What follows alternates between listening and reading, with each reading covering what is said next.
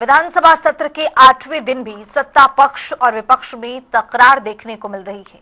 कांग्रेस कार्यकाल में भर्ती घोटाले पर बीजेपी हमला कर दिखाई है, तो वहीं कांग्रेस के नेता भी अपने तीखे सवालों से सरकार को घेरने में जुटे हुए हैं। देखिए,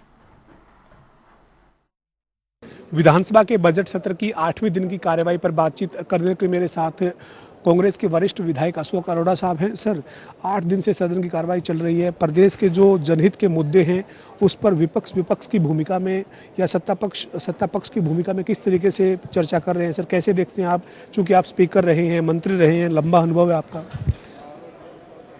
राजनीति में सत्ता पक्ष और विपक्ष दोनों की बराबर की जिम्मेवारी होती है, परंतु दुर्भाग्य है कि कोई बात भी विपक्ष उठाता है उसको ये सोचते हैं कि ये तो विरोध के लिए उठाता है।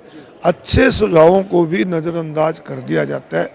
मैंने कल विधानसभा में कहा था बजट स्पीच पे बोलते हुए कि आपका बजट बढ़ रहा है और बजट बढ़ने पे भी मेजें थपथपाई जा रही हैं। बजट बढ़ाने में आपका योगदान नहीं, महंगाई का योगदान है। महंगाई की वजह से जीएसटी कलेक्शन बढ़ी, वेट कलेक्शन बढ़ी है, तब जाके आपका बजट बढ़ा है। और चाहिए तो ये है कि आपका अगर बजट बढ़ा है तो आप लोगों को राहत दो, परंतु लोगों को राहत देने की बजाय आप कर्जा और बढ़ा के लोगों के ऊपर बोझ डाल रहे हो, तो इस पे सरकार को विचार करना चाहिए। लेकिन अभी संसदीय कार्य मंत्री महिपाल ढांडा से हमने बातचीत की, उनका ये कहना है कि चर्चा जनहित के मुद्दों पर कैसे हो, विपक्ष जो वो एक तरीके से बेलगाम है, उनके पास नेता नहीं है, कभी कोई खड़ा हो रहा है, कभी कोई खड़ा हो रहा है, इस तरीके की बात वो कर रहे हैं। आप कैसे देखते हैं? इस प्रकार की भाषा का इस्तेमाल नहीं करना चाहिए। बेलगाम है, नेता नहीं है। हर एमएलए अपने अधिकार से विधानसभा में आता है, लोग चुन के भेजते हैं, अपनी बात रखने का उनको अधिकार है। और जहाँ तक नेता की बात है तो भूपेंद्र सिंह हुड्डा लगातार एक नेता के रूप में हमारे बीच में रहते हैं, कोई राय लेनी उनसे ले लेते हैं। इसके साथ साथ सर, आज सदन में एक सवाल था इनेलो के विधायक का, एक सवाल था बीजेपी के विधायक का। अवैध कॉलोनियों की बात की मनमोहन बढ़ाना ने और किसानों के कर्जे की बात की इनेलो के विधायक ने। किस तरीके से देखते हैं सरकार के इन दोनों सवालों पर आए जवाब को? सर, अवैध कॉलोनियों पे जब मनमोहन बढ़ाना का आया तो मैंने स्पीकर साहब को कहा कि मुझे सप्लीमेंट्री दी जाए, कि एक बहुत बड़ा इशू है प्रदेश में। अवैध कॉलोनियाँ काट कौन रहा है? खाली अवैध कॉलोनियाँ नहीं, यहाँ तो अवैध कमर्शियल सेक्टर काटे जा रहे हैं, उस पर कोई कार्रवाई नहीं हो रही। सत्ता पक्ष से जुड़े लोग इसमें शामिल हैं, परंतु स्पीकर साहब ने मुझे बोलने का मौका नहीं दिया। इसी प्रकार किसानों के कर्जे की अगर बात करें, कहते थे 2022 में आमदन दोगुनी कर देंगे।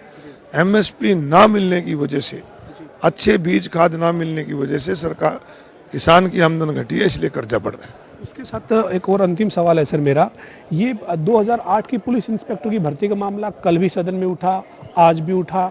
मुख्यमंत्री ने अपनी तरफ से हाईकोर्ट के फैसले को रखा और पूर्व मुख्यमंत्री भूपेंद्र सिंह हुड्डा साहब ने भी अपनी तरफ से इस फैसले को रखा। इस मामले में आप किस तरह की भूमिका विपक्ष की, सत्ता पक्ष की देखते हैं? मैंने कल भी उसके लिए समय मांगा था, आज भी मांगा।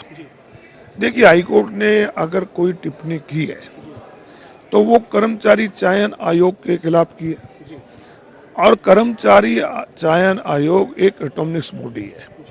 और ये अगर ये मानते हैं कि उस समय की सरकार दोषी है, तो फिर इस सरकार को भी अपने ऊपर दोष लेना चाहिए। जो पब्लिक सर्विस कमीशन के दफ्तर में पैसे पकड़े गए, एसएससी कमीशन में पैसे पकड़े गए, अगर उसको ऑटोनमस बॉडी मानते हैं और उसकी चर्चा होती है कि मामला सब जुडिशियल है, तो आप भी तो मामला सब जुडिशियल है। आज हाईकोर्ट की टिप्पणी के ऊपर अगर आप इस प्रकार की बात करते हो तो फिर तुम्हारे तो पैसे पकड़े गए, उस पर भी कम से कम चर्चा करनी चाहिए। हमारे साथ पूर्व मंत्री और कांग्रेस के वरिष्ठ विधायक अशोक अरोड़ा था, जिन्होंने सदन में तमाम मुद्दों पर जो बातचीत हो रही है उसको लेकर अपनी बात रखी है। वीडियो जर्नलिस्ट विजेंद्र सिंह के साथ पवन सिंह और जनता टीवी, चंडीगढ़।